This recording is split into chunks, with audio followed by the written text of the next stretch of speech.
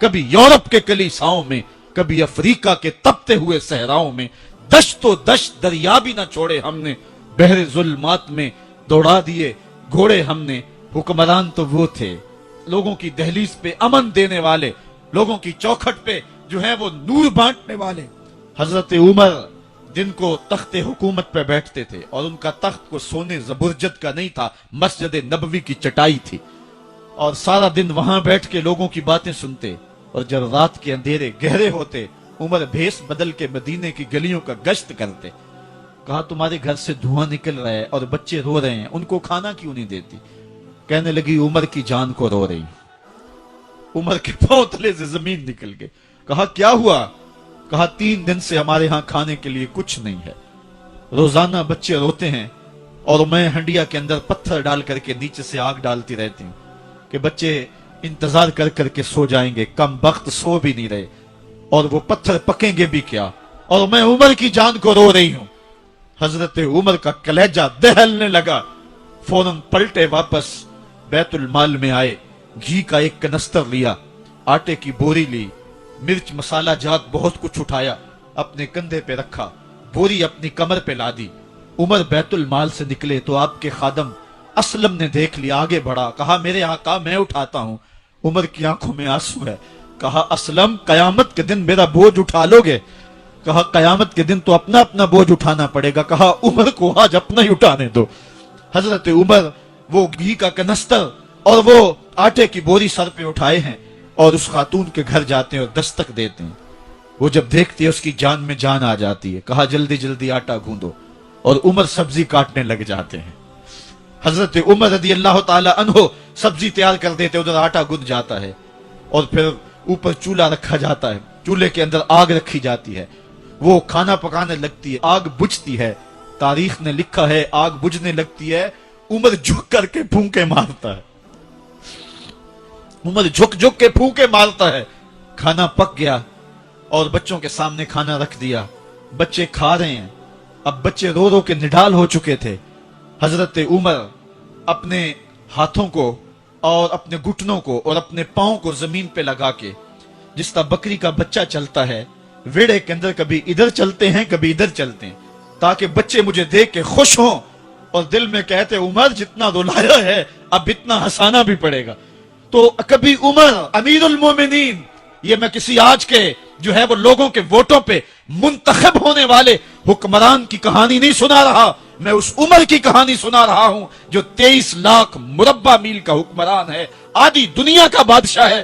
حضرت عمر جو ہے جس طرح بکری کا بچہ چلتا ہے، اس طرح اپنے ہاتھ اور اپنے گھٹنے زمین پہ ٹیک کر کے جو ہے وہ اس طرح چلتے ہیں۔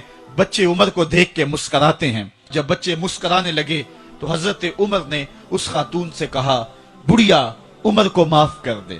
اس نے کہا تو اتنی ہمدردی کیوں کرتا ہے؟ کہا عمر بیچارہ بڑا پھنسا ہوا ہے، فکر ہے اس کو یرموک و فسطاط و حلوان کی، جب فتح ہے مصر تو تیاری ہے ایران کی، آتے جاتے وفد سے ملاقات بھی کرتا ہوگا، اور شب کو معلوم حالات بھی کرتا ہوگا، کانٹوں میں الجھی ہوئی بیچارے کی جان ہے، نیند اس کو بھی آتی ہے، آخر وہ انسان ہے، میری بہن عمر کو معاف کر دے۔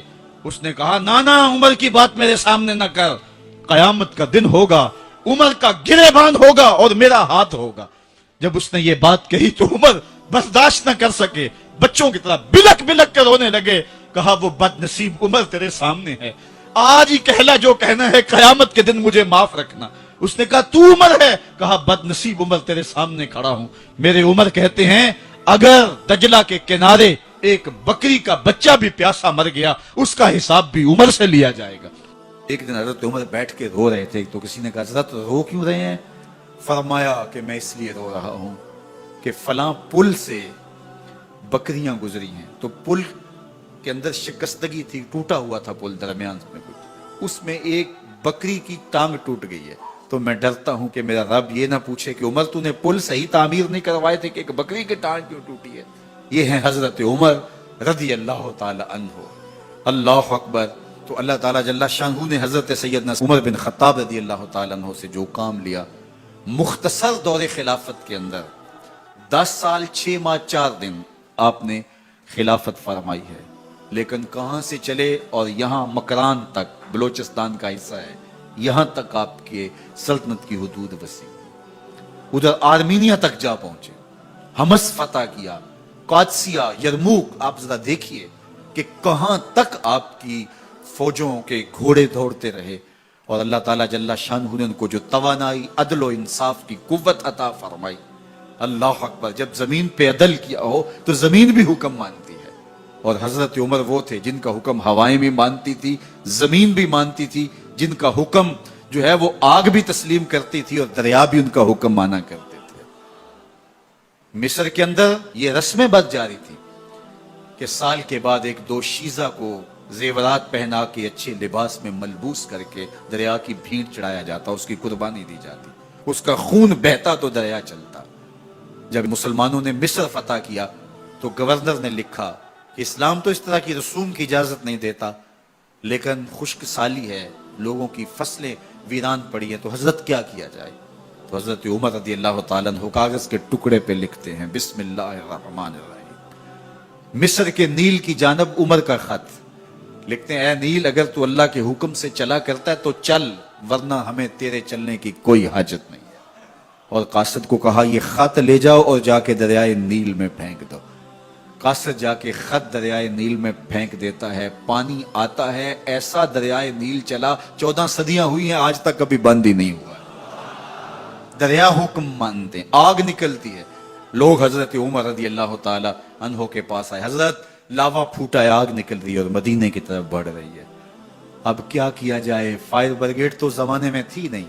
عمر نے اپنی قمیض اتاری، جس قمیض پہ 17 پیوند لگے ہوئے تھے چمڑے کے، کہا یہ قمیض لے جاؤ، جدھر آگ بڑھ رہی ہے آگے ڈھالنا، آگ پیچھے بھاگ جائے۔ زلزلہ آتا ہے تو زمین پہ درہ مارتے ہیں، زمین رک جا، کیا عمر نے تیری چھاتی پہ عدل نہیں کیا ہے؟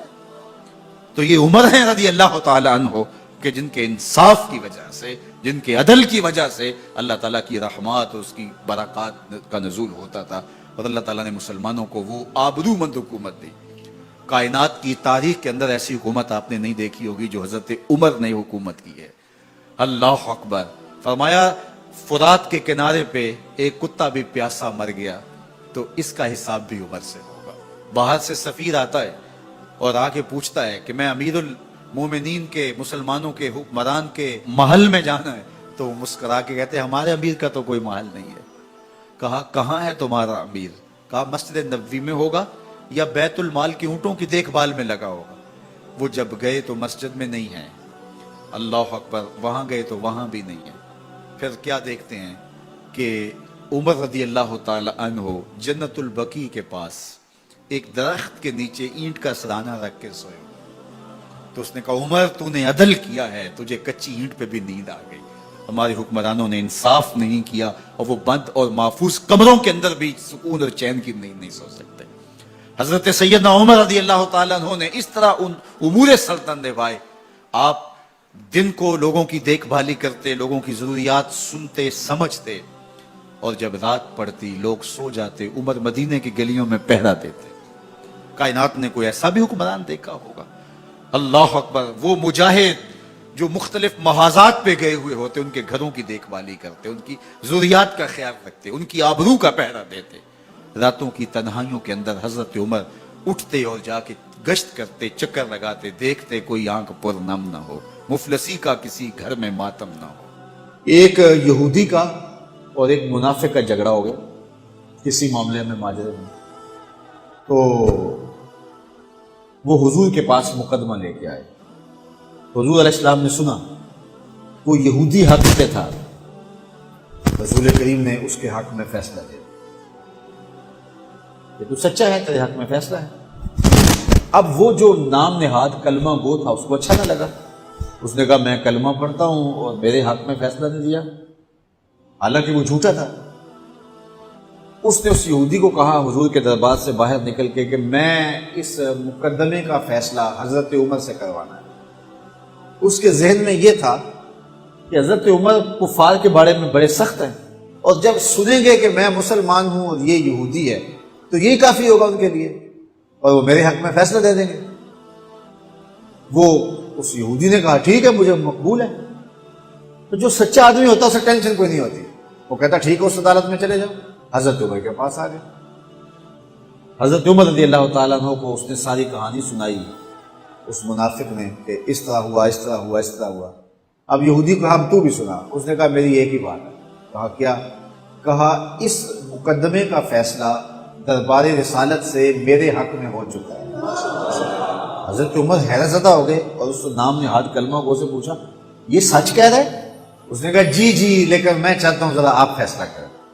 کہا ٹھیک ہے میں کر دیتا ہوں۔ اندر گئے، واپس آئے تو ہاتھ میں تلوار تھی۔ اس منافق کی گردن کاٹتے ہوئے کہا ہا کازا عقدی لمن لم یرد بقضاء اللہ ورسولہ، جو اللہ اور اس کے رسول کا فیصلہ نہیں مانتا، عمر کی تلوار اس کا ایسے فیصلہ کرے۔